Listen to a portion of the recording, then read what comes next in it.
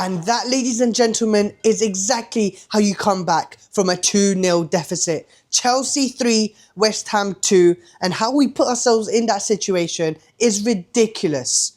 At home against West Ham, who have been in horrible form. And yet we gave them a leeway into this game to be 2-0 up, and it looked like we were completely drowning. Liam Rosenior with a lineup that drowned us in the first half. And again, very similar to what happened in Naples, where the first half is completely different to the second half.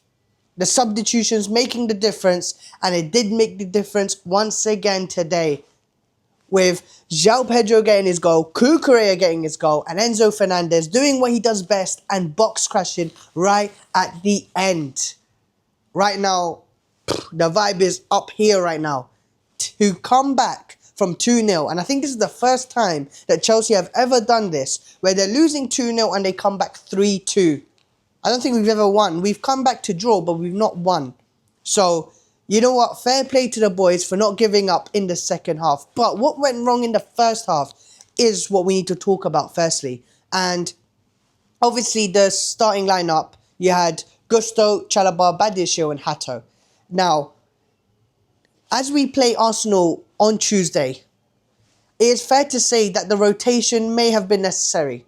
I do understand it. However, I feel like it was a little bit naive for Liam Rosenior to make as many changes as he did for the Arsenal game, because that meant that West Ham absolutely dominating us on the right-hand side in particular, with Badiashile, Hato and Garnacho. Absolutely touched us on that side. Garnacho with an absolutely abysmal performance. Hato, abysmal performance. But Garnacho, you in particular, absolutely horror. Like, that was Garnacho at his very lowest. Confidence so low that he couldn't even play a pass straight, let alone take on his man. He had Wan-Bissaka, which I knew was going to be problems for him.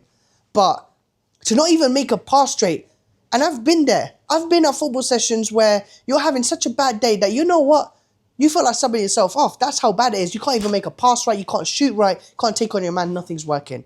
But Garnacho, you are not me. I don't do this for a living. You do. The fact that your confidence was that low that you couldn't even play a 5-yard pass straight, I think he had the highest times that he lost possession of the ball. 11 times, I think it was, and then Enzo Fernandez 9. That second half for Enzo Fernandez was much better, because that first half was atrocious. Absolutely atrocious. But Gusto was a lot better in the second half as well. First half, atrocious. Hato, poor. Absolutely poor. Him doing the inverted, nah. Leave that for Gusto. If they're going to do it, leave it to Gusto. But first half, Gittins also gets dragged off, injured. Pedro Neto comes on. I'm not a fan of Pedro Neto and Garnacho together. But Gittins, another injury. Cole Palmer playing in the 10. Liam Delap up front, which I expected. That was one substitution I expected. Or should I say change I expected. Where João Pedro comes, obviously he doesn't start, and Liam Delap does. Now, Liam Delap, I've got a big problem with you. Why do you always have to make it about yourself? Where if you're nowhere near the ball, you decide to push the player. Like, genuinely, I don't understand how this guy did not get a yellow card. The amount of unnecessary pushes this guys were making was ridiculous. Pushing people left, right, centre for no reason. For no reason whatsoever. Just do a budge. Let them know you're there. A push is there's no need.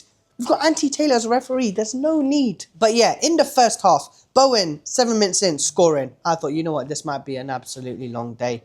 But with 1-0, you think, you know what, we can come back from this. Somerville, to make it 2-0. That's where they were like, damn. It came to the point where even the Chelsea fans were booing. So that first half was absolutely atrocious. Genuinely an eyesore. I would rather watch paint dry. It was that boring. It was that poor. Then Liam Rosenior, you could see him just before the first half, warming up players. Let's make changes. He made 3 changes. He brought on Cucurella, Fofana and João Pedro, which for me, game changers. They came on and made a huge difference. Firstly, with the first goal, João Pedro. Brilliant cross in from Fofana. And an even better header. I can't lie. Firstly, Fofana. Kevin De Bruyne-esque. That ball there was spectacular. But João Pedro really had to leap in order to get that header. And he got the header. There you go. That is 2-1 to Chelsea. Energy's there. Now you can see West Ham are on the back foot and Chelsea are looking hungry. Now they have woken the beast. Cucurella gets his goal as well. Another header. Very similar. Chelsea are now playing this tiki-taka football. They're now switching it very well across both wings. Neto gets the ball. Palmer's got it. Palmer switches it. Chalaba's got it. We're switching the ball very nicely, crossing in the ball into dangerous areas where Liam Delap, João Pedro, Cucurella, Gusto can get onto the end of it. And I must say, they did very well. That whole second half was all Chelsea until I would say about the 82nd, 3rd minute. Reece James came on. Again, boom, game changer. Came onto the pitch. Now we're bopping the ball about a little bit, but we need a winner here. Can we get a winner? And there you go. Box crashing Enzo Fernandez gets the winning goal to secure us 3 points. And that 3 points was absolutely needed. West Ham's head was in Mars right now. I can't lie. The fans were incredible up until the point of obviously getting battered. So West Ham fans, bloody hold that. Todibo gets sent off as well. He can charge it. Chelsea, 3 points. I'm over the moon. But again, for Liam Rosenior, that is now 5 wins in a row. May I add, 5 wins in a row. Ruben Amorim couldn't even do that in 18 months. My man still has that long trim of his. If I had started, it would have ended. It would have ended very, very quickly. Hey, must be nice being a Chelsea fan, eh? Must be very nice. But Liam Rosenior today, I must say, naivety in that first half, but did make the changes and did make the right calls. Second half, we turned it around. Yes, West Ham right now, I mean, what are they? Yeah, they're in relegation right now. It is dark for them. And they might go down, you know. Low-key, they might go down. If they don't turn this around somehow, they might go down. And Nuno, it's not looking good for him, bruv.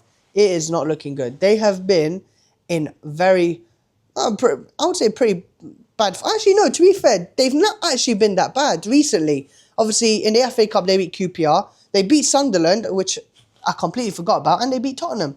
How stupid of me. I completely forgot about that. But Chelsea, 2 comebacks in the space of less than a week. And now we play Arsenal in the second leg of the Carabao Cup at the Emirates Stadium. Now, they have won 4-0 against Leeds. Their top scorer is a guy called Own Goals, which I'm not familiar with. I might need to check out his comps. But, yeah, it's not going to be an easy game. If I'm being honest, I am not hopeful. However, if Man United can do it, no disrespect to them, it gives us a chance that we can do it as well. So, yeah, huge credit to the boys. Unbelievable. And, yeah, on to Arsenal. That's an important game. If we can win that somehow, oi, my word, I'm going to be eating good. But, yeah, guys, like, comment, subscribe. Follow me on all my socials as well. And catch you guys in a bit, man. Take care and peace.